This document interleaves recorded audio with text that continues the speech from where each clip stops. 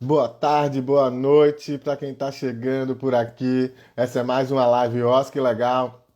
Hoje, dia 9 de novembro, e a gente vai falar sobre os novos instrumentos do Miroski e as novas abordagens. A gente vai estar aqui com a Natália Cesário, ela que está lançando o livro O Regime Jurídico das Parcerias na Lei 13.019 de 2014. Então, boa noite para você que está chegando, pessoal de gestão pública, César Antônio Manhães, lá do Espírito Santo, o Felipe Toé, grande parceiro. Então, todo mundo que está chegando por aqui, sejam muito bem-vindos, muito bem-vindas. A Natália Cesário já está por aqui, então vamos chamar ela para participar aqui com a gente. Ela que está lançando esse livro. E vai ser muito bom falar sobre esse lançamento aqui hoje. Natália Cesário, seja muito bem-vinda. Obrigada, Lucas. Tá me ouvindo bem? Sim, te ouço bem. Você me ouve bem também? Ouço bem também. Muito bacana, que bom que você está aqui. Muita honra recebê-la, falar um pouco do seu livro, falar um pouco da sua trajetória. A gente que já se encontrou por aí nesses eventos do marco regulatório, das parcerias, discutindo, especialmente quando eu estava ainda em São Paulo. E agora voltamos a nos encontrar nesses mundos e nessas discussões virtuais aí da pandemia, tá bom? Mas seja muito bem-vinda, sinta-se em casa, tá bom? Então, Natália, para começar, eu queria primeiro agradecer novamente, né, pela sua vinda aqui e queria que você se apresentasse aí para o nosso público. Na rigor, eu não apresento o meu convidado, a minha convidada, eu, né, digo quem é, digo qual é o tema e passo a bola para o convidado para que ela se apresente, né? No caso, você se apresenta, diz aí um pouco da sua trajetória, o que é que você está fazendo agora, e eu falo um pouco também desse livro que você está lançando. Mas, por enquanto, se apresenta aí para o nosso público, a bola está contigo, fique à vontade, sinta-se em casa. Lucas, é um enorme prazer estar aqui. Eu que agradeço o convite, né? Primeiramente, gostaria de parabenizá-lo por toda a sua atuação, né? Eu lembro que nós nos reunimos, nos encontramos, né, nos eventos do Miroski aqui em São Paulo, enquanto eu trabalhava como pesquisadora na Fundação Getúlio Vargas. Aliás, mando um abraço para os pesquisadores da FGV, da Coordenadoria de Pesquisa Jurídica Aplicada, a Opa, aproveito para Aline, mandar um abraço também, sejam todos sintam-se todos abraçados e abraçadas. Aline, Tiago, Carol, enfim, foram essenciais assim para diversos debates, né? E os eventos auxiliaram muito, né, no desenvolvimento da minha pesquisa. Para quem não me conhece, meu nome é Natália de Aquino Cesário. Eu sou atualmente doutoranda pela Universidade de São Paulo, pela Faculdade de Direito. E agora eu estou publicando esse livro aqui, O Regime Jurídico das Parcerias na Lei 13.019, que a gente, que é da área, né, é acostumado a chamar de Mirovski, Marco Regulatório das Organizações da Sociedade Civil. Eu fiz mestrado pela Universidade de São Paulo também, bacharelado, mas pelo campus de Ribeirão Preto, bacharelado. E eu queria contar um pouquinho da minha trajetória e justamente como eu resolvi escrever esse livro, né? O livro, na verdade, ele é uma adaptação e uma atualização do minha dissertação de mestrado. Então, o que acontece? Lá em 2014, escrevendo o meu projeto de pesquisa para o mestrado, eu me atentei sobre toda a agenda política e social, sobre as organizações da sociedade civil, e lá em outubro foi publicada a Lei 13.019. E aí eu me enviei meu projeto de pesquisa estritamente para tratar de dois instrumentos a princípios, né, que eram vistos na redação originária, que era o termo de fomento e o termo de colaboração. Daqui a pouco a gente se aprofunda mais sobre eles. Mas Claro. e aí, em 2015, ingressando no mestrado, né, consegui encontrar várias pessoas, né? Primeiramente, queria falar que o prefácio do meu livro foi escrito pelo meu orientador do mestrado, professor Tiago Marraro. O professor Tiago Marraro escreveu alguns artigos sobre o SC com ele também. Ele tem um canal no YouTube que tem algumas aulas sobre o terceiro setor, gratuitas, para quem tiver interesse. E é um pesquisador e foi muito gentil em escrever o prefácio. A apresentação do meu livro é escrita pelo professor Rodrigo Pagani de Souza. O professor Rodrigo também é professor da USP e é atualmente meu orientador de doutorado. Ele tem uma tese sobre o controle das organizações do terceiro setor, que é muito interessante também. Então, eu ingresso em 2015 e tenho já diversas atividades, né? Entre elas, uma disciplina denominada de Atividade Administrativa de Fomento. Uma disciplina fantástica que foi disciplinada pelo professor Rodrigo Pagani de Souza e pelo professor Marcos Augusto Pérez, né? E trata, né, dessa atividade administrativa de fomento e o meu estudo, né, especificamente nas relações do terceiro setor.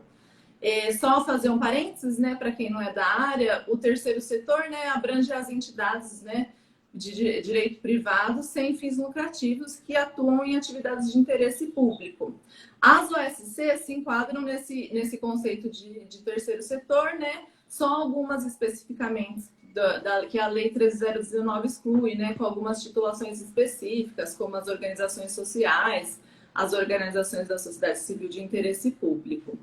Fecho esse parênteses, né, e falo um pouquinho que essa atividade administrativa de fomento, né, é essencial, porque mostra que o Estado não está atuando coercitivamente, não é uma imposição essa parceria, né, é uma consensualidade, né, são dois entes parceiros que têm um interesse e um fim comum, que é essa consecução de finalidade de interesse público, né, essa atividade.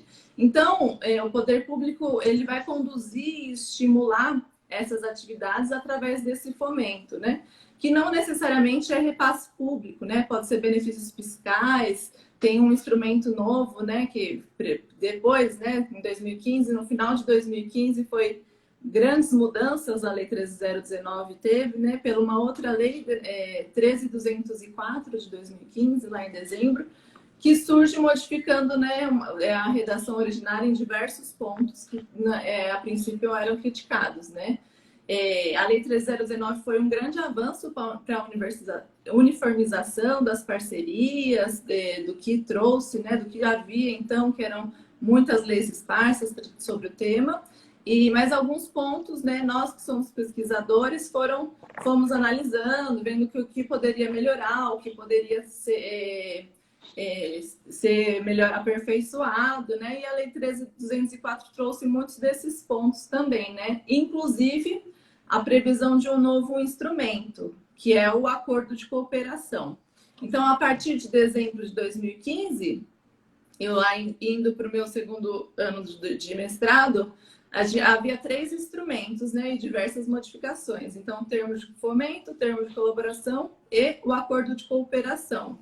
Então, tudo isso, né, foi virando no decorrer do meu mestrado. A entrada em vigor para os estados e municípios foi em 2016, para os estados e para a União, e para os municípios em 2017. 2017. Então, é uma lei recente, né? E ainda teve muitos percalços, né, por conta da pandemia também. Lá para o final da live, eu vou trazer alguns dados que eu coletei recentemente também, enfim.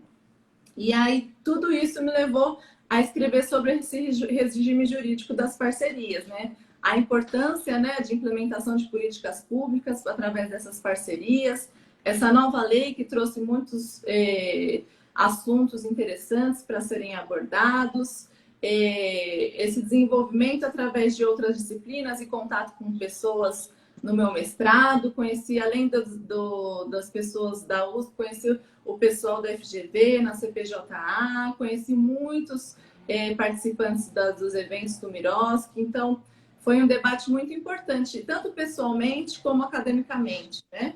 E aí, no final sempre atuando, né? O meu doutorado também tem a ver com o terceiro setor, é relacionado, mas eu faço uma análise de direito comparado.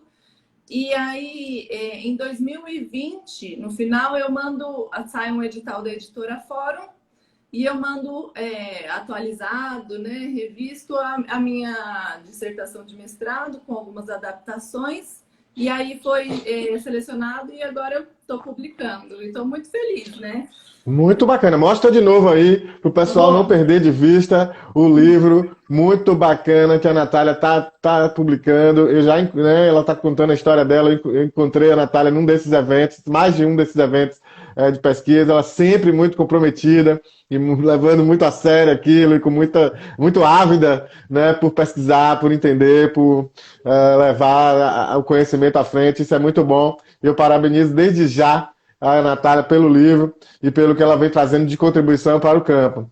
Então, eu queria perguntar para ti, então, esse livro, a linguagem é só para advogados ou é um livro, né, que é indicado para qual tipo de leitor? Para os dirigentes também? É um livro mais específico para a área jurídica? Fala um pouco para a gente sobre isso.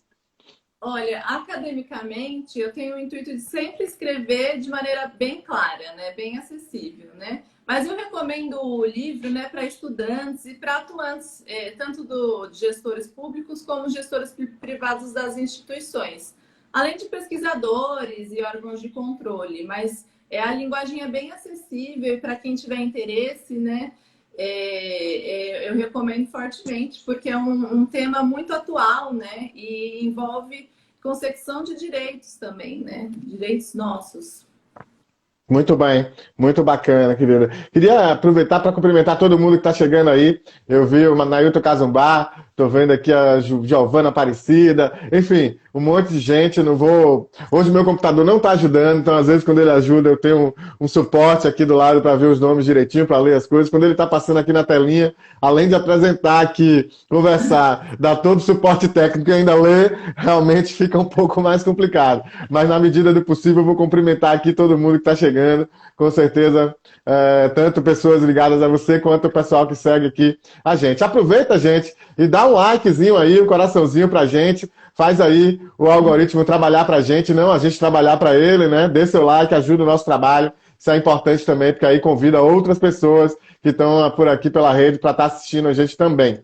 Então, Natália, eu queria entrar um pouco nessa discussão técnica do conteúdo, inclusive do livro, né? Você, além do livro, você tá estudando ainda, né, tá pesquisando. Então, fala um pouquinho o que é esse regime jurídico das parcerias, né? Que é tema do seu livro, do título do seu livro. Fala um pouquinho o que é esse regime jurídico das parcerias. Então, Lucas, o regime jurídico das parcerias é justamente a análise de todas as particularidades dos institutos, desses 3 institutos, né, que foram selecionados para análise da minha pesquisa, né, que foram previstos pela Lei 13.019, que é o termo de colaboração, o termo de fomento e o acordo de cooperação. Então, é a análise da norma e todas as especificidades, singularidades que a norma traz a respeito desse assunto, né? E indo além da norma, né? Abordando outros estudos, uma outra análise, uma análise aprofundada, e algumas sugestões e críticas eventuais, né, ao que traz os institutos pela lei, entendeu? E esse é o regime jurídico das parcerias, né? Muito bom. Trazendo então para o nosso campo, então, para a Lei 3.019, ela que traz, né, é o regime político-normativo hoje que a gente tem, né, para as parcerias de poder público com as organizações. Quais são, então, esses instrumentos, né, qual é o regime jurídico desses novos instrumentos que você tem? Lembrando, só faz uma consideração para a gente que os demais instrumentos que existiam antes do Miros continuam existindo, né? E, então, vamos fazer essa diferença e eu quero que você traga um pouco esse recorte, né, do regime dos novos instrumentos da Lei 3.019. Legal, Lucas. Eu queria, então, vamos ressaltar, né, que desde a década de 90, né, vários outros regimes jurídicos foram aplicados, né? Foi prevista a lei da OS, das organizações sociais, em 98, a lei das OCIPs, em 99, das organizações da sociedade civil de interesse público, o certificado do SEBAS também estava aí. E antes da Lei 13.019, o regime convenial era o que mais prevalecia, né? Que basicamente não tinha uma estrutura, né? A gente utilizava basicamente o artigo 116 da Lei 866, que não era apropriado para parcerias, né? Não era para parcerias com o terceiro setor, mas era o que era utilizado via de regra. E aí surge a Lei 13.019, que é aplicado para entidades privadas sem fins lucrativos que atuam, né, nessas atividades de interesse público, mas não para todas as entidades do terceiro setor. O artigo 3º lá do Miros, que traz algumas entidades que não se aplicam, né? As entidades do Sistema S, dos sistemas sociais autônomos, né? Dos serviços sociais autônomos, as OS, as OCIPs não, né, se enquadram no MIROSC, né? Não são regulamentadas pelo MIROSC. Mas qual que é o benefício de ter o MIROSC, de ter a Lei 13.019? Para quem não sabe, quando eu falo MIROSC ou 13.019, eu estou falando da mesma coisa, né? Porque é Marco Regulatório das Organizações da Sociedade Civil, é um apelido. Então, ter o MIROSC significa que a entidade não precisa de uma certificação para ser beneficiária das parcerias. Então, ela pode atuar como parceira do poder público, se enquadrando nos requisitos da lei, né? Tendo um plano de trabalho adequado, participando eventualmente do chamamento público, enfim. E utilizar algum desses instrumentos. O termo de colaboração são os instrumentos formulados pelo poder público. O poder público faz a proposta. O termo de fomento é a entidade que faz a proposta, a OSC, e o acordo de cooperação é um instrumento novo previsto em 2015 que não envolve repasse de recursos, mas eventualmente pode envolver doações, comodato, né, empréstimo.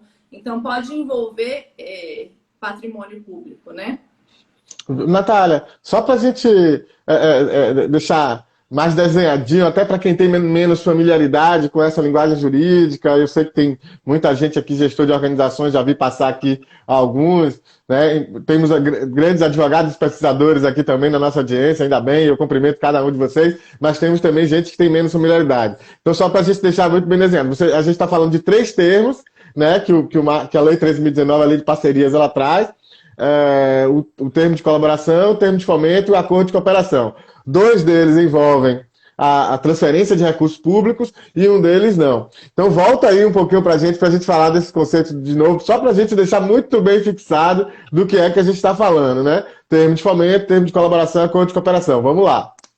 Então vamos lá. A grande diferença que a lei traz, né, especificamente, para tratar desses instrumentos o termo de colaboração o projeto, né, é tratado a partir de uma proposta do poder público.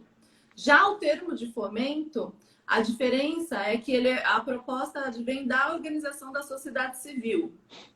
E o acordo de cooperação não envolve repasses públicos, né? Mas pode envolver transferência de patrimônio, transferência não envolve transferência de recursos, mas pode envolver doações, empréstimos, enfim. E por isso é uma necessária regulamentação. Eu até falo aqui que uma crítica, eu vou colocar algum ponto, né? Mas na redação originária não tinha um acordo de cooperação. E aí, quando trouxe o acordo de cooperação em 2015, o legislador não fez uma revisão adequada, então alguns artigos, como o artigo 22 e 35, não precisa, eu só estou citando aqui, tratam do plano de trabalho para o termo de colaboração e termo de fomento, mas não tratam do termo de trabalho para o acordo de cooperação. Isso vai ter só lá no artigo 42 da lei, depois, que fala a necessidade de ter esse plano de trabalho. E realmente, né, é necessário, nem que seja um plano de trabalho mais simplificado. Muito mais simples, né? Muito mais simples. Mas é só porque formalizando esse instrumento, tem uma segurança tanto para o parceiro privado, né, para o gestor da entidade, que vai ter lá um instrumento formalizado, né, para a consecução, vai ter uma força essa parceria, e tanto para o poder público também, né? Muito bom. Natália, temos uma pergunta aqui do Luiz Top Drinks, e ele pergunta algo que eu acho que é fundamental, porque acontece por demais, infelizmente, e ele pergunta o seguinte: é legal os municípios ainda exigirem certificado de utilidade pública para firmar parcerias com as OSCs? Olha, o TUP, né, o federal, o título de utilidade pública federal foi revogado. Mas o que acontece? Não houve revogação expressa dos títulos de utilidade pública estaduais e municipais. Então, o que acontece? A regulamentação dessas certificações vai depender do ente federativo. Então, é legal os municípios, mas não é recomendado. Por quê? Porque nós temos toda essa formulação de uma lei de parcerias, né? Toda a possibilidade de efetuar um decreto regulamentador, né? Então, o município pode atuar e utilizar, e deve utilizar, né, recomendado que se utilize o MIROSC e eventual decreto municipal regulamentador e eventuais leis setoriais sobre o assunto. Mas, a meu ver, legalmente, não houve uma exclusão de todos os títulos de utilidade públicas federais ou municipais. O federal foi expressamente revogado. E tá, Luiz, eu sugiro, a gente tem um texto lá no nosso blog, no nosso site, né, no osclegal.org.br, em que a gente trata justamente do título de utilidade pública e o MIROSC. A bem da verdade, a gente utiliza o caso aqui da Bahia, do estado da Bahia, em que você tem o título de utilidade pública estadual, ele é obrigatório para quem quer receber algum tipo de subsídio, mas ele impede o pagamento de dirigente, etc., coisas que o marco regulatório e da equipe, né? Coisas que o marco regulatório já resolveu. Então, o título, como a Natália colocou, o título de utilidade pública federal, ele foi revogado, ele não existe mais, mas os títulos estaduais e municipais ainda existem. Então, é importante você ver a legislação local, tá? Agora, para as parcerias do marco regulatório, eles não são exigidos, não podem ser exigidos. Então, nesse quesito, é bem importante. O que está havendo aqui e ali, né, eu já participei de algumas discussões aqui no estado da Bahia, no município de Curitiba e outras cidades, enfim, a discussão sobre ou você revoga o título de utilidade pública, revoga, a exemplo do que fez o nível nacional, ou você ajusta o título de utilidade pública para os novos tempos do marco regulatório. Então você faz ajusta, ele moderniza, digamos assim, atualiza o entendimento das parcerias a partir do marco regulatório e a lei da utilidade pública ela fica mais compatível. Mas ela praticamente está em desuso. Então você tem esse problema. Por outro lado, Natália, também nesse texto a gente coloca, você vai no interior e as organizações elas acham importante ainda ter o título de utilidade pública, porque isso conta para o portfólio institucional. E às vezes em lugares remotos, onde você não tem tanta oportunidade de receber prêmios, etc e tal, ser laureado de outra forma, o título de utilidade pública ele pode ser importante para aquela organização, né, para o seu portfólio institucional, para galgar parcerias e projetos com outros financiadores mais robustos, digamos assim. Então, tem esse outro lado também. Embora a minha opinião pessoal, o Lucas, entendo que ele deve ser revogado porque o sentido dele não existe mais, né? Mas esse é um tema que está lá, então, nosso texto lá no nosso site, né? O título de utilidade pública e o MIROSC, e a Natália já trouxe aqui também a posição dela. Tem uma mais aqui, uma pergunta, outra aqui do Pato Luiz Top, que ele está dizendo que no caso de Contagem em Minas Gerais já existe o decreto e mesmo assim eles estão exigindo. Luiz, então é importante vocês se mobilizarem aí as organizações para entender o que está organizando. A gente não pode aqui resolver essa situação de Contagem, mas é importante vocês se organizarem coletivamente. Aí, em Minas Gerais, você tem a plataforma MIROSC, Minas Gerais também. Sugiro também que você procure o pessoal da plataforma MIROSC, procure de repente o Confoco de BH, que o Confoco de BH não tem legitimidade para atuar em Contagem, mas as pessoas que estão no Confoco são pessoas muito experientes e que podem fazer esse network, lhe apresentar gente que possa te ajudar nessa discussão aí em Contagem. Mais uma pergunta aqui. Não, Natália, tá ótimo. O pessoal tá mandando pergunta. O Felipe Toé está dizendo que o artigo 35 é omisso quanto à atuação em rede em acordo de cooperação. O que, na verdade, na prática, vem sendo utilizado como fundamento. Ele pergunta, qual é o fundamento para a atuação em rede nos acordos de cooperação? Eu respondo? Sim.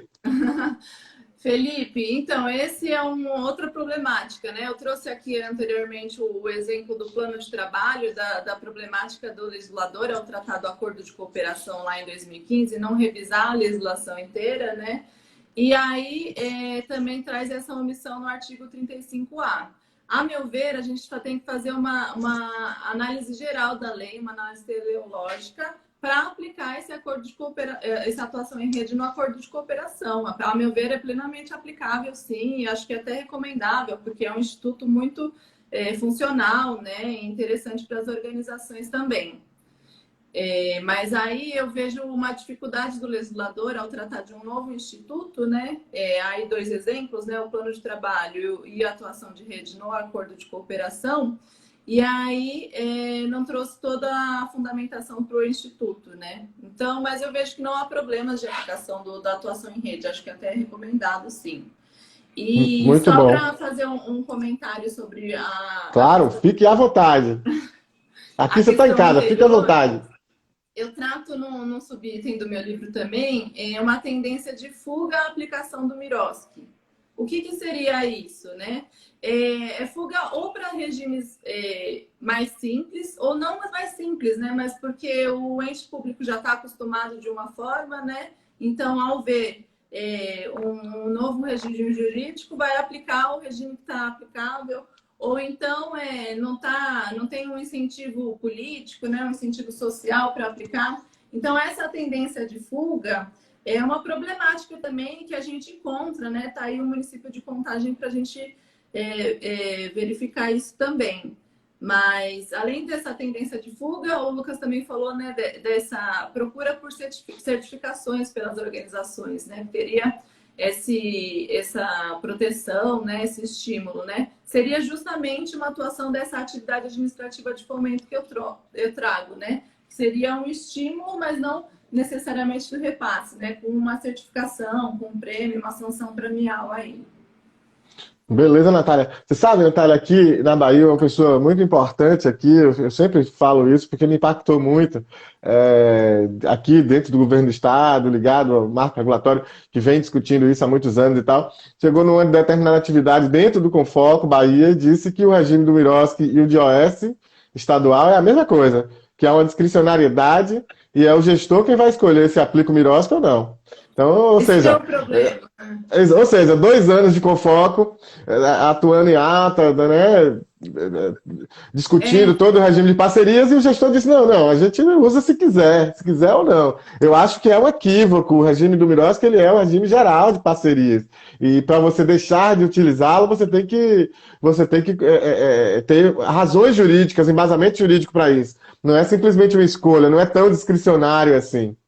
eu lembro que no início da minha pesquisa eu também entrevistei gestores, né? E uma gestora falou: a gente vai fazer a mesma coisa, mas vai mudar só o nome. Em vez de convênio, a gente vai usar o termo de colaboração. E não é isso, né?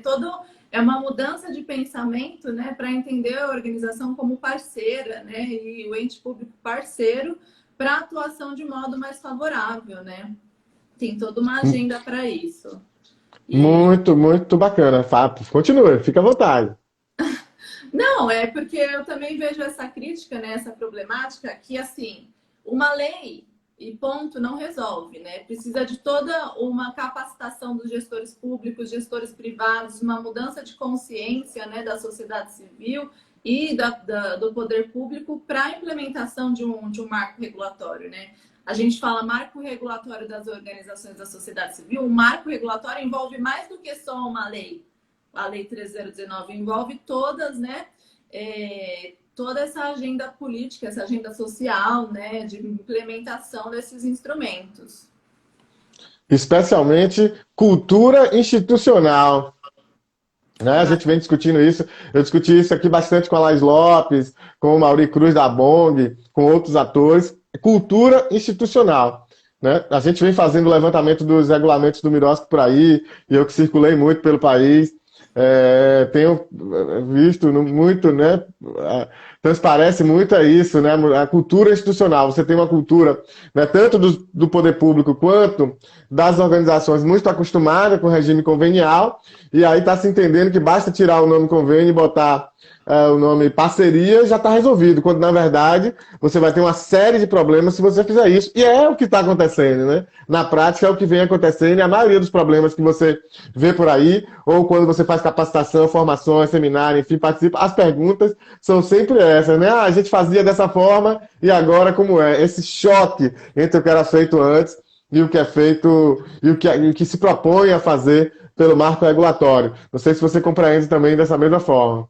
Eu compreendo e compartilho o seu entendimento, né? E até falo um pouco que o Instituto OSC Legal é muito bom, né? É essencial para a divulgação também de trabalhos nesse sentido, né? Então, eu parabenizo por todo esse trabalho que vocês têm proporcionado. Aí acompanho as lives e lá no YouTube também, quando não tem. Então, essa divulgação de informação, né? Para a compreensão de todos os envolvidos no Mirosk, né, na implementação de políticas públicas mesmo, né, porque as organizações da sociedade civil também atuam na implementação de políticas públicas. E é isso. Especialmente. Exatamente.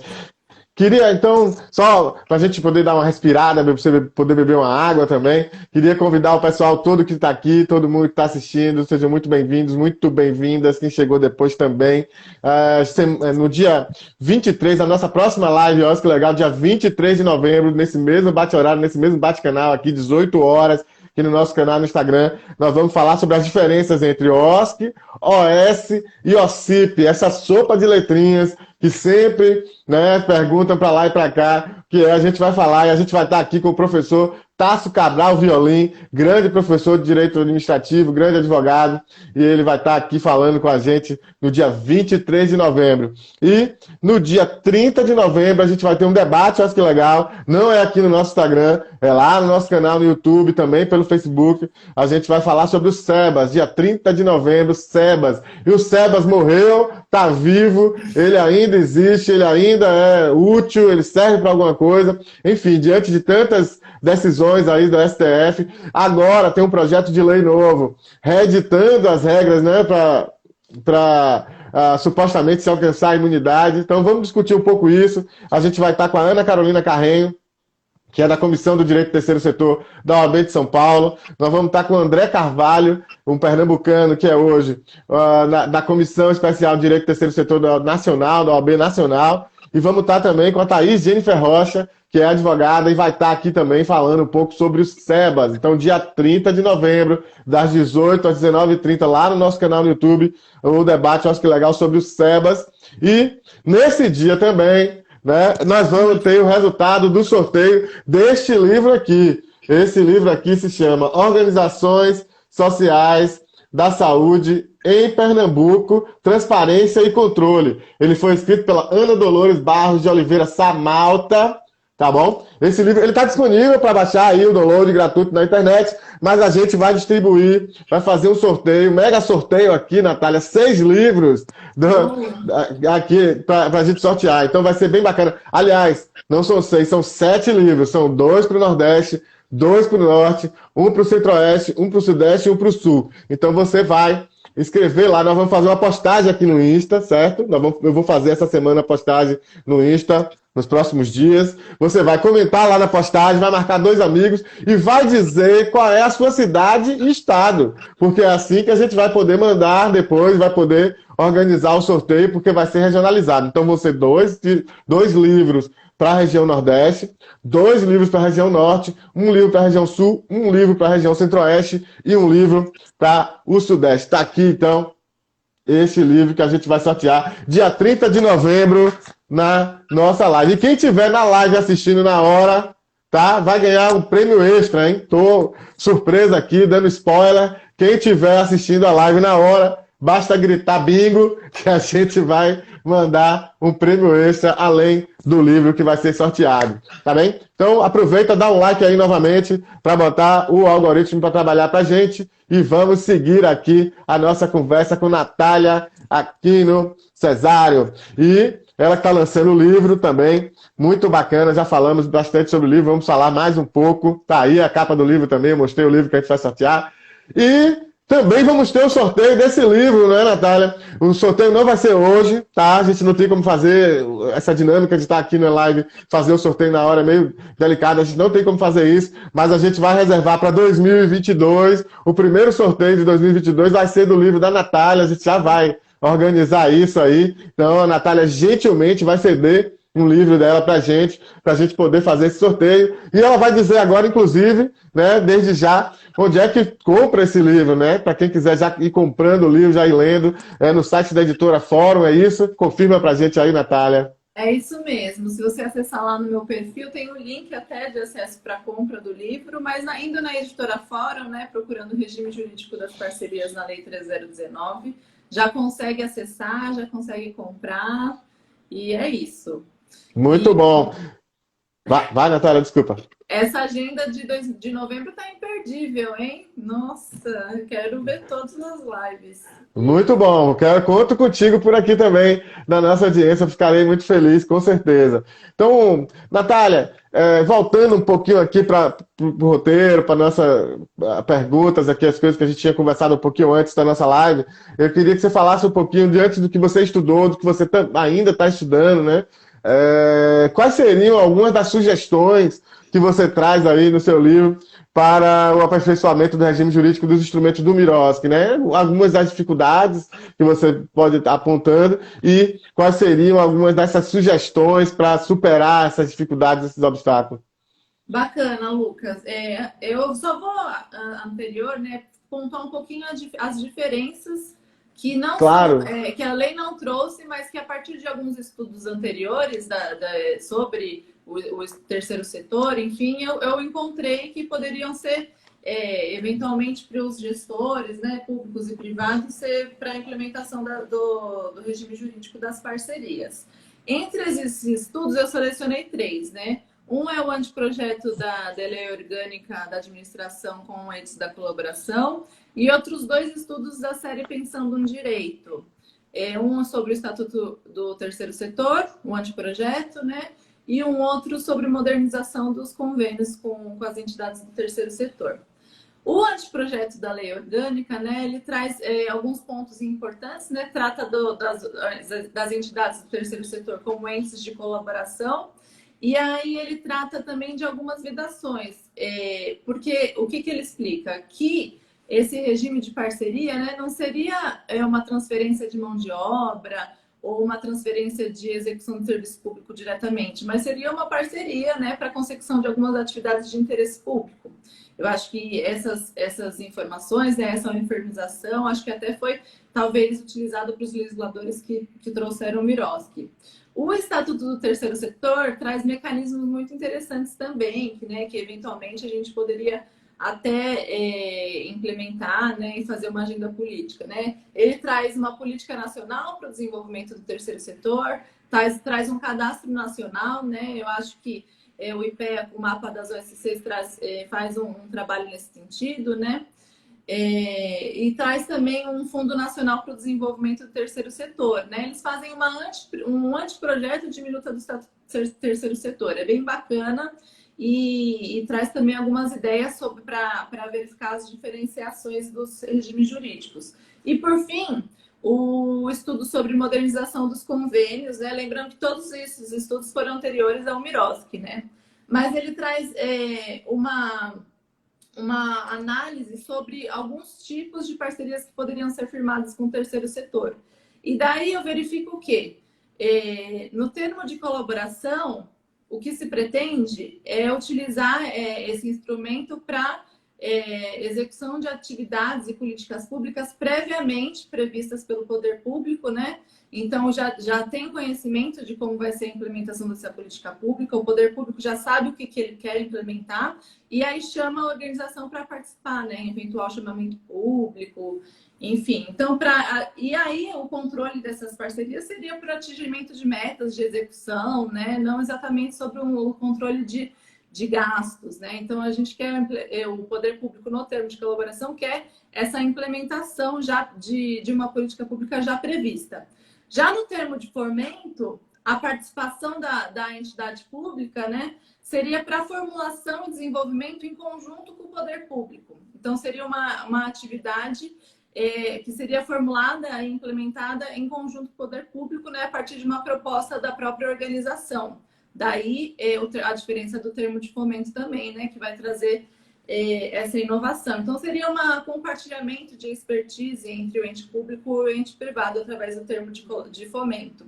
E o acordo de cooperação não envolveria nenhum desses de repasses públicos, né? Mas também serviria tanto para a implementação da política pública previamente estabelecida, quanto para a consecução de política pública desenvolvida para os dois parceiros, né? E é isso que eu encontrei um pouquinho sobre essas diferenciações, né?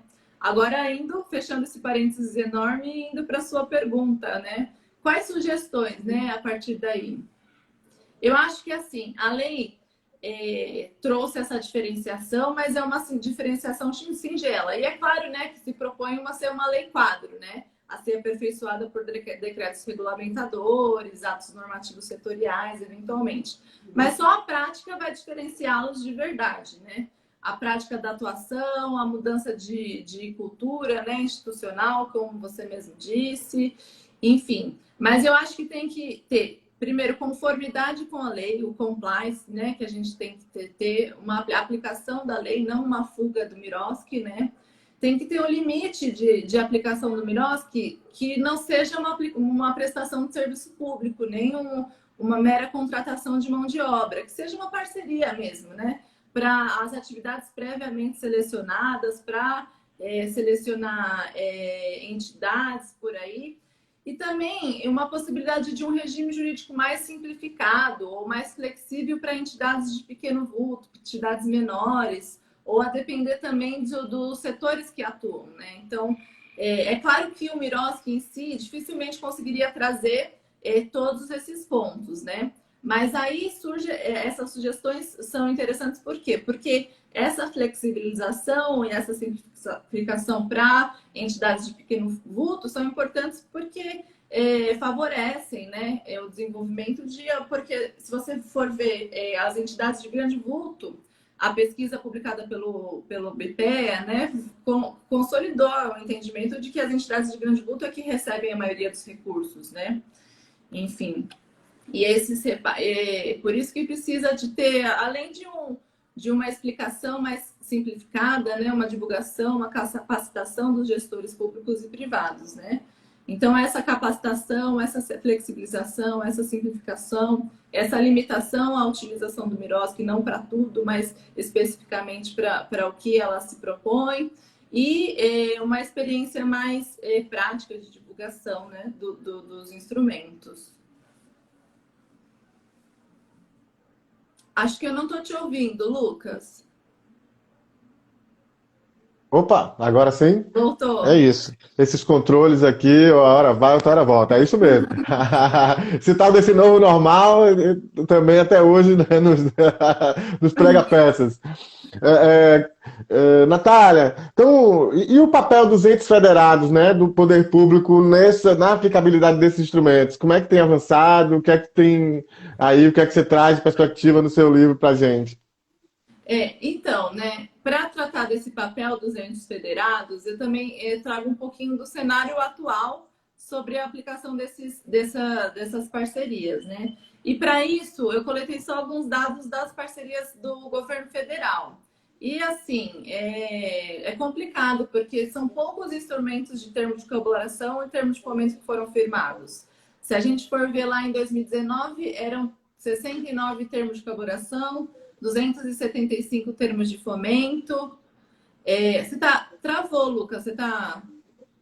Ah, Não, tá. tô te ouvindo, tô te ouvindo, tô te ouvindo. Então, não ultrapassa 300 instrumentos firmados. E aí, eu fui procurar os convênios firmados nesse mesmo período e ultrapassam 1.000 convênios, né? Então, é isso que a gente está falando, né? Uma fuga à aplicação do Miroski, né? Eu não analisei a fundo todos esses instrumentos, né? Mas, e uma possibilidade de maior, tem que ser um maior incentivo, né? E se o governo federal não propõe um aumento, né, das parcerias, os entes federados em menor número, né, o IPEA divulgou um estudo sobre o mapa das organizações da sociedade civil e viu que a atuação dos estados e municípios é crescente, né, no repasse das parcerias com as organizações da sociedade civil. E, além disso, os entes federados atuam em âmbito local, então sabem das problemáticas, sabem do que a região precisa, sabem quais pontos precisam ser incentivados e fomentados, né? Então, a gente vê um repasse decrescente do público do governo federal, mas a gente vê um repasse crescente dos estados federados, dos estados, dos municípios, né, que atuam em âmbito local. E aí, cabe aí uma outra pesquisa extensa sobre esse assunto também, sobre a implementação nos estados e municípios. Muito bom. Eu conversei aqui com o César e a Maristela, que são do Espírito Santo, há um tempo atrás, e eles percorrendo todos os municípios do Espírito Santo, falando sobre o marco regulatório, trabalhando, né? Eles são da Escola de Governo, né, do Estado do Espírito Santo, e falando sobre isso, trabalhando com os municípios, dando uma espécie de retaguarda técnica para que os municípios possam fazer os seus regulamentos, enfim. Eu achei de uma experiência muito interessante, né, uma boa prática muito interessante. A gente tem outros exemplos em que o próprio Tribunal de Contas vem ajudando, né, e fornecendo, né, capacitação técnica para que os municípios possam, porque é uma lei muito nova, né? E esse regime ainda para se adaptar, de fato, é bem complicado, né? Porque é novo, mas obviamente a Laís sempre chama a atenção disso, a Laís Figueiredo Lopes, que sem esse impulsionamento político, esse compromisso político que o governo federal tinha, né, com a agenda do Miroski, à medida que né, mudou a presidência, enfim, você teve uma quebra nessa agenda, né, desse compromisso e nessa agenda, e a ideia era que o próprio governo federal fosse um estimulador, né, em ondas, né, dessa capacitação, dessas formações, dessa mudança de cultura, e de repente o governo federal não assume mais essa agenda, deixa a agenda correr solta, e aí você tem, de fato, uma diversidade de níveis de implementação nos municípios. O governo federal, de fato, saiu na frente, os governos estaduais e municipais eles foram atrás, enfim, e de forma pouco uniforme, enfim. Queria que você falasse um pouco sobre isso, o que é que você tem visto nesse sentido também. Eu trabalhei como pesquisadora, né, na FGZV sobre a implementação do Miroski, né, a sustentabilidade econômica das organizações da sociedade civil, e a gente via também essa dificuldade, né, a partir de 2016, quando foi a implementação na União e nos estados, né, a gente viu naquele momento um incentivo grande, depois os repasses públicos diminuíram, né, e também a gente coletou alguns dados, o TCE São Paulo tem dados consolidados sobre isso, mas é um problema porque nem todos os entes federados têm dados consolidados. O TCM São Paulo também tem dados consolidados de repasses com o terceiro setor.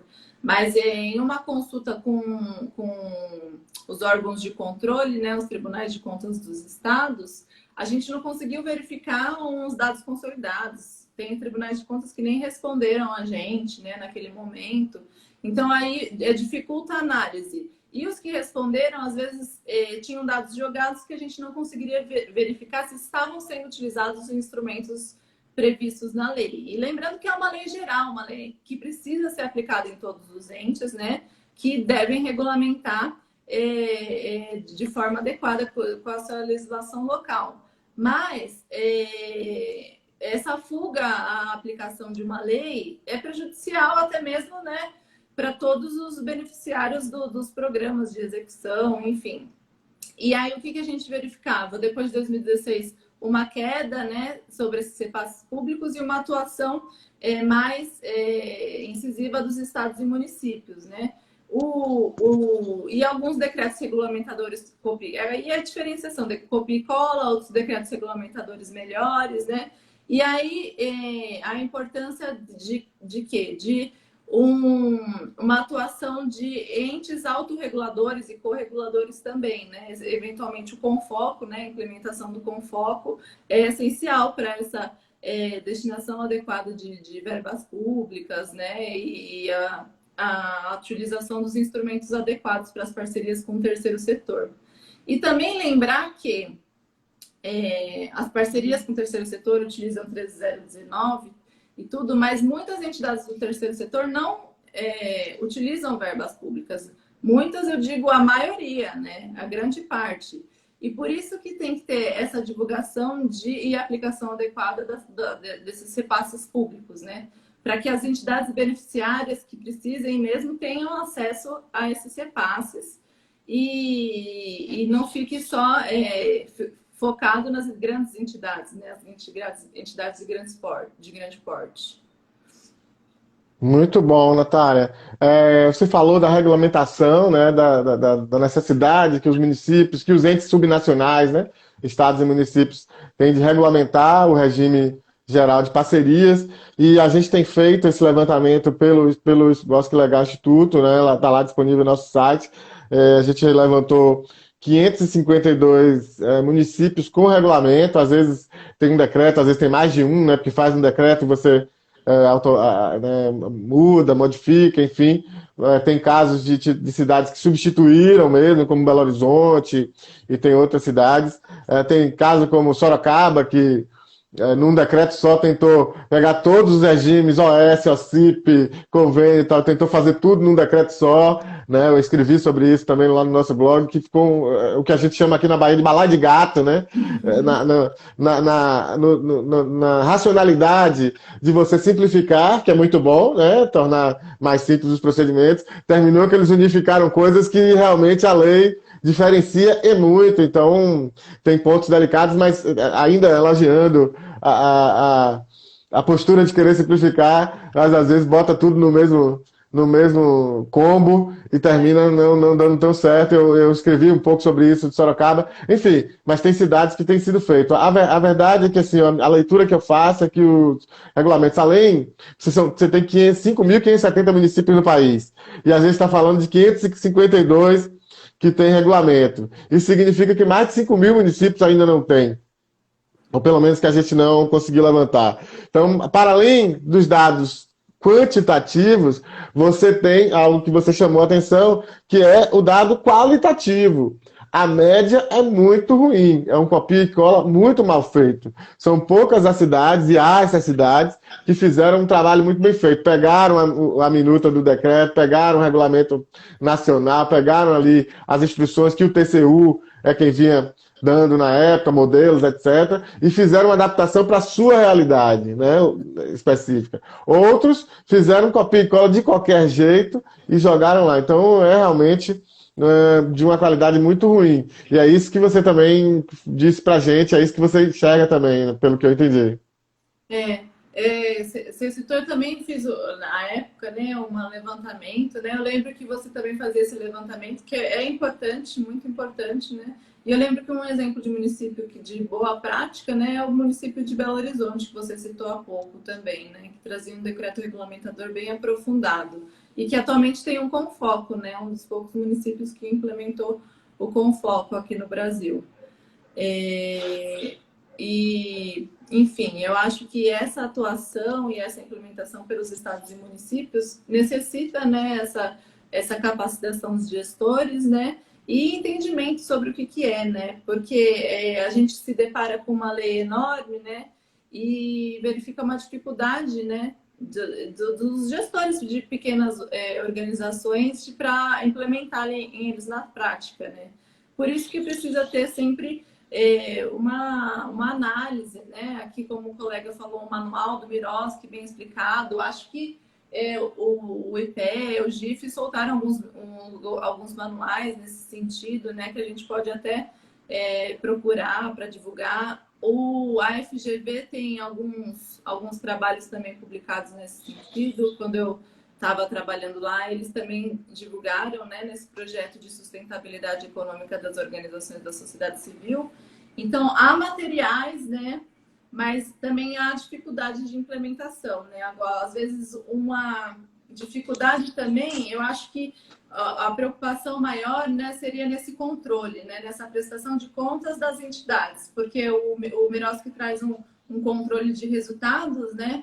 E como fazer esse controle de resultados, né? Não tem esses instrumentos para implementar esse controle de resultados.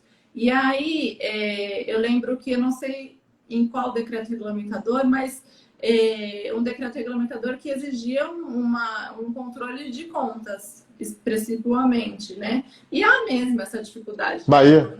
O daqui da Bahia exige as contas normal, normal. Tem que entregar tudo Com nota fiscal e tudo.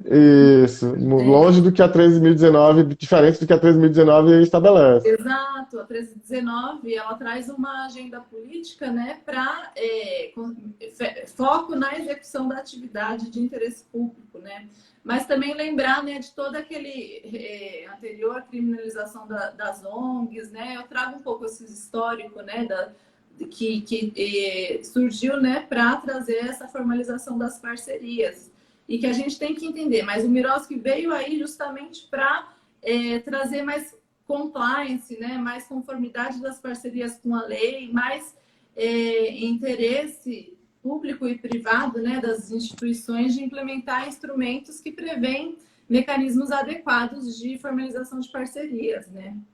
Inclusive de controle e de sancionamento pelo mau uso da verba que eventualmente ocorra, né? E aí a gente teve a posição aqui, alguém escreveu aqui do jurídico que há mau uso da verba e tal, eu não concordo, eu acho que não é bem por aí, o Miroski traz a regra clara e eu não comungo com essa ideia de que há um mau uso generalizado da verba pelas organizações, muito pelo contrário.